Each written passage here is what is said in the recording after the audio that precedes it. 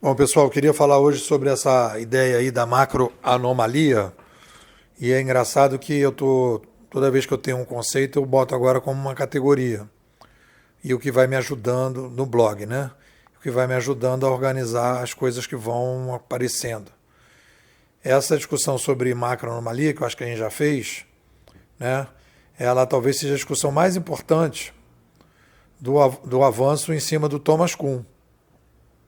Porque o livro do Thomas Kuhn, Estrutura das Revoluções Científicas, ele admite que uma determinada ciência entra em crise, né?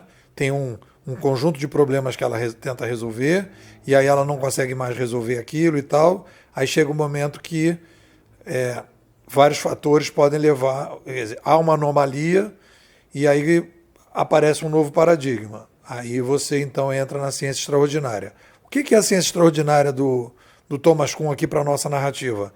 O Thomas Kuhn diz, olha, quando tem uma anomalia tem que subir para o quinto andar. Ponto, é isso que ele está dizendo. Pintou a anomalia, sobe para o quinto andar. Começa da filosofia, aí vai um pouco naquilo que o Borella colocou ontem, né? Fazendo as perguntas. O que eu tenho que rever nesse andar? E aí tem as salas, né? O que eu tenho que rever aqui? Né? Então aqui lá tem quem somos, né? Quais são as regras do jogo, como é que eu atuo em cima dessas regras do jogo. E aí a gente desce. Né? Quais são as forças novas que a gente está olhando que a gente não olhava antes? Como é que essas forças se relacionam? E aí depois, então como é que eu lido com essas forças? Aí você vai para a metodologia. Aí vai para o debate que a gente fez ontem. Tá, metodologia é essa. E o operacional? Vai criar uma plataforma, tá? E os detalhes da plataforma? Ah, tá, beleza. Aí depois nós vamos pro problema. Vamos experimentar. E aí volta, ou vai, sobe e desce. Então, a ideia da macroanomalia é dizer o seguinte: existe uma crise do quem somos. Quando o McLuhan diz lá, a tecnologia, o Sapiens faz a tecnologia refaz o Sapiens, ele está falando da espécie mutante, a gente está falando da tecnoespécie. Quando a gente diz quem somos, somos uma tecnoespécie, aí começa tudo que a gente pensava embaixo desce, começa a revisar. Porque as pessoas, não, somos uma espécie cultural, somos uma espécie racional. Né? Qual é a característica mais importante do ser humano? É uma espécie racional, cultural. Né? Ninguém colocava a discussão da tecnoespécie. E qual é a resposta que a gente pode dar hoje? Somos uma tecnoespécie demograficamente, midiaticamente, civilizacionalmente progressiva. O que funcionava antes não funciona mais porque a complexidade muda. Se a gente imagina assim, se a gente chegar, vem aí chegam ETs no planeta, né?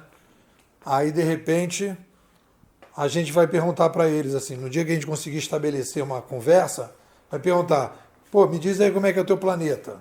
Vocês têm tecnologia? Porque se eles chegaram até aqui é porque eles têm tecnologia, né? Porque a não ser que eles venham voando. E aí é uma espécie que não tem tecnologia. Aí é uma espécie, são bichos. Né? Mas se desenvolve tecnologia, é uma tecnoespécie. Aí vem os ETs e chegam. Aí você começa a trocar. Pô, me diz aí como é que é a tua tecnoespécie. Porque aí vai ser uma tecnoespécie igual a gente. Já parou para pensar que não tem comparação? Aí você vai ver o seguinte, bom, vamos ver lá como é que foi. Aí a gente vai poder comparar. Eles crescem demograficamente que nem a gente? Em que momentos eles tiveram que fazer mudanças? Né? Eles também têm mudanças na comunicação? Provavelmente devem ter também. Então é uma característica de uma tecnoespécie. Como a gente é sozinho e a gente fica se comparando com as outras espécies, a gente não percebe que a gente cresce demograficamente de maneira interativa. Eu me lembro que eu fui lá falar com o Fernando lá no consulado lá da Alemanha, no grupo lá comercial, e o cara levantou lá, o cara super bacana e tal, umas perguntas bacanas. Aí ele falou assim, as baratas? Você falou que a gente não... E os ratos? E aí, a partir daquela pergunta que ele fez, eu começo a dizer, né, cresce demograficamente de forma interativa. Porque você pode dizer, realmente, as baratas crescem, os ratos crescem, né? Talvez as formigas crescem, talvez, né? Porque as formigas não têm limite de complexidade. Porque é rastro, né? Os ratos não, os ratos eles são separados. As baratas são separadas, elas não têm uma interação. Formiga não, ela é uma comunidade. Aí os rastros criam essa possibilidade de crescimento. Talvez a gente teria que ver até quanto que dá para crescer, mas eu acho que exponencialmente as formigas crescem, né? Então aí, vivemos então, o cara vai perguntar para você, como é que você diagnostica hoje o problema do mercado? A gente está vivendo hoje uma macroanomalia. E para resolver esse problema da macroanomalia, ou a gente vai para o quinto andar, para a sala do quem somos, que a Ayn Rand chama de metafísica, que ela traz do Aristóteles, porque o conceito de metafísica, para muita gente, metafísica é... Quando o cara fala que o cara faz metafísica, é que o cara viaja na maionese. Metafísica é muitas vezes considerado viagem na maionese. Mas metafísica para o Aristóteles, que a Ayn Rand resgata, metafísica é a pergunta do quem somos, né? É o início da discussão. Quem somos? Somos uma tecnoespécie. Aí, da partir daí, nós vamos.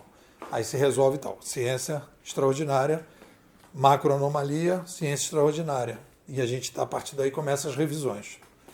O que os senhores e as senhoras dizem?